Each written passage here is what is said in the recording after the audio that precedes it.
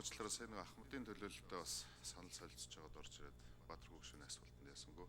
За ер нь нийгмийн эдийн засгийн байдал ухааны насны бүтэц дундаж наслалт хөдөлмөрийн харилцааны хэв шинжийн өөрчлөлтөд холбоотойгоор тэтгэврийн даатгалын харилцаа нь удаан хугацаанд 1% маягаар үргэлжлэх ер нь боломжгүй л дээ. За одоо бас энэ Ахмадуудын тавьж байгаа шаардлага энэ үнийн өсөлт инфляцтай холбоотой тодорхой хэмжээнд тэтгэврээ өсгөөд явах зайлшгүй шаардлага тулгарч байгаа юм.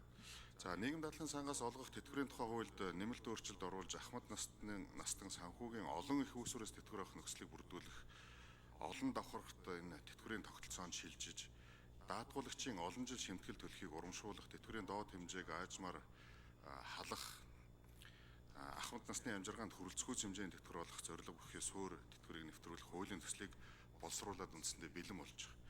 За тэтгэврийн тогтолцооны 3 дахь давхаргыг нэвтрүүлэх зорилгоор сайн дурын үндсэн дээр хамрагдах хувийн нэмэлт тэтгэврийн Бакер сайдын микрофоныг 1 минут. Нэмэлт тэтгэврийн тогтолцоог бүрдүүлэх хүрээнд хувийн нэмэлт тэтгэврийн тухай хуулийн төслийг судлаачид хувийн тэтгэврийн сан урт хугацааны даатгагчдын оролцуулсан ажлын ёсгүй хүрээнд боловсруулад бэлэн болгоцсон байгаа Баатар Гүгшүүнэ.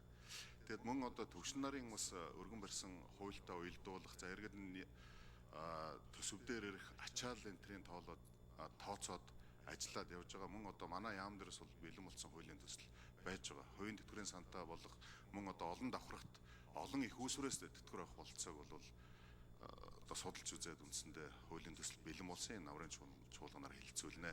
Энэ дэр мөн одоо төвшин нарын гишүүдэд бид нар санал солилцох хэвээр хуулиудаа зарим зүйлүүдийг нийлүүлээд явъя гэдэг дээр бол тогтсон байгаа шүү Баатар Гүгшүүн.